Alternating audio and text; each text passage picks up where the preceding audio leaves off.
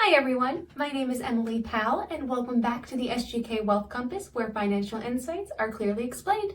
Today is currently Friday, April 10th, and as always we're going to have John Steigerwald and Eric Randolph tell you what happened this week in the financial market. Thank you so much and we hope you enjoy. Good morning, my name is John Steigerwald. I am CEO of SGK Wealth Advisors. And I'm Eric Randolph, CFP and Portfolio Manager. Welcome, and first off, we want to thank the men and women of the United States military for your service to our country at all times, not just during this period. Absolutely. We hope for a speedy resolution to the conflict. Yeah. Eric, we had a lot going on this week, but we want to talk about what makes SGK unique, as we always start with. Let's talk the bond market this week, because basically, since the conflict began, the positive numbers on the bond market have been wiped out. Absolutely. Talk about how we insulate clients. Many of you who actually have been investing back as far as 2022 may already be familiar with the fact that sometimes geopolitical and other economic information or data can sometimes impact the price of bonds, actually sometimes causing a sell-off. If you happen to be a person that in your portfolio you hold ETFs or bond funds, you may have also realized that that leaves you no place to hide, especially if you have any kind of a liquidity event.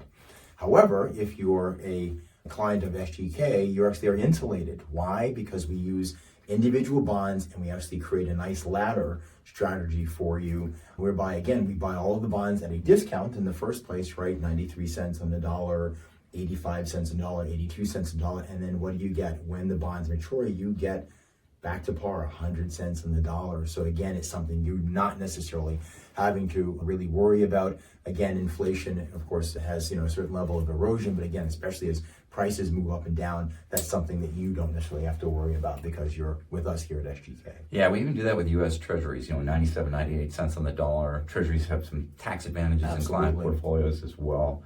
And again, as interest rates rise, which we've seen since the conflict broke up on inflationary concerns, bond prices will dip. So the fact they always mature at 100 cents on the dollar really helps our clients' portfolios.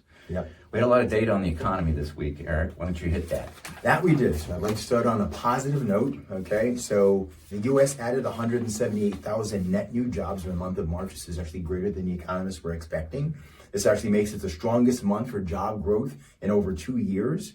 Unemployment fell slightly to 4.3%. As you may already know, here in the U.S., if you're 5% or lower, that's considered full employment. Here in the U.S., and we were at 4.3%. This was aided by job hiring in healthcare, in construction jobs. Even workers that previously had actually run a strike, and they're actually returning from a strike. Now, this is while wages actually grew a bit more slowly. Now, let's go ahead and start to unpack some of this a little bit. Sure. So let's take a look at the service economy.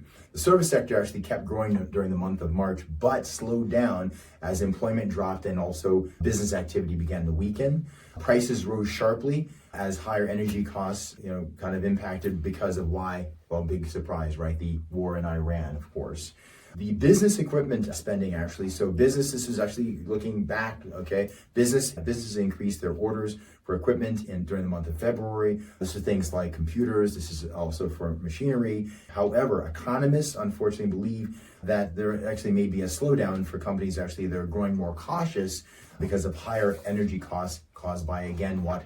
The war effort, of course. Consumer spending barely increased during the month of February as inflation actually stayed high and disposable income actually fell during the period. Why? Again, the rise in energy costs from the war.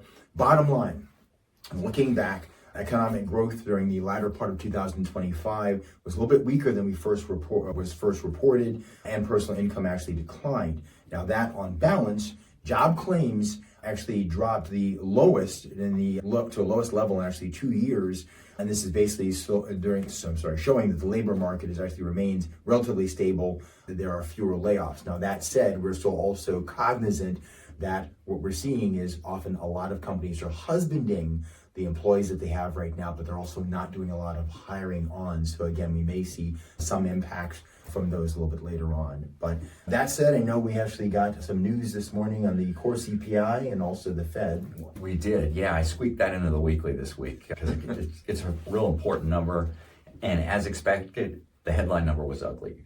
Month over month, inflation increased 0.9%, 3.3% on an annual basis. Now, the good news is that was as expected. So it didn't have much impact on the market. In fact, the core rate, which excludes food and energy, came in better than expected, a 0.2% increase month over month and 2.6% annually. So that's a little bit of good news in there. Now, bond traders prior to the conflict had factored in 2 Federal Reserve rate cuts this year since the conflict broke out. Now there's a 1 in 3 chance of a quarter-point rate cut. And now with the CPI figures today, that really didn't change that much. In Europe, there's a measure of investor sentiment called the Sentix index.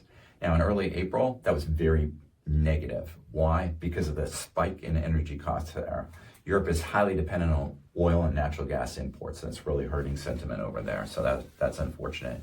Now, we did rally on Wednesday trading. The Dow increased over 1,300 points. We participated in that. Both stocks and bonds rallied that day. We do balanced portfolios here at SGK. And that was on news of a potential ceasefire and some optimism around that.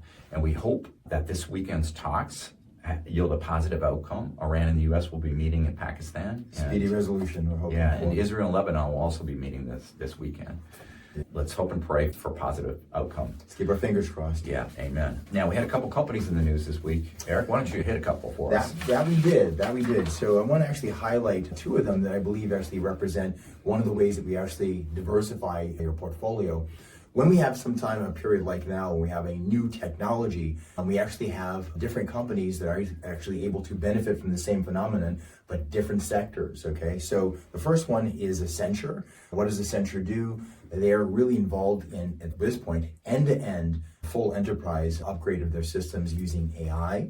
What they did recently was they acquired a company called Kepler Data Technology.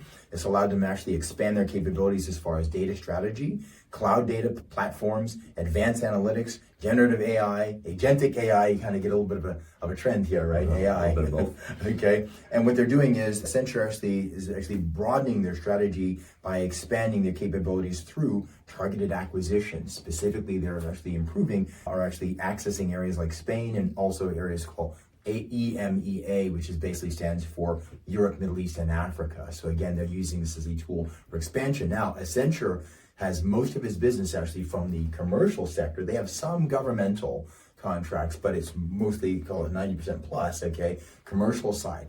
We have actually another company in your portfolio, CACI, C-A-C-I, which actually takes care of the opposite end. They actually have most of their contracts with the U.S. government. Over 50% of that is actually the U.S. military.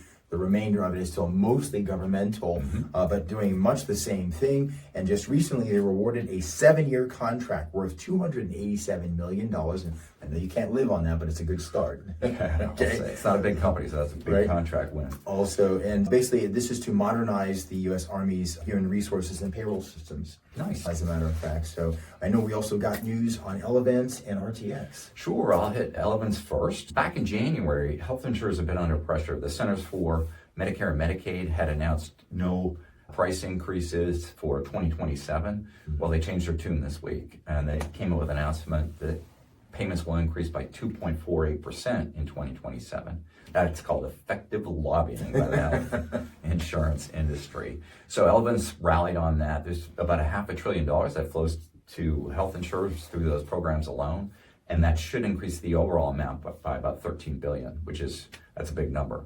RTX was in the news once again this week. Big surprise. Over $700 million contract with the U.S. Air Force, and that's to make small diameter bombs. Wow. Yeah. And with that wraps it up for us. As always, we thank you for spending your time with us. We hope you have a wonderful weekend. And as we say here at SGK, cheers.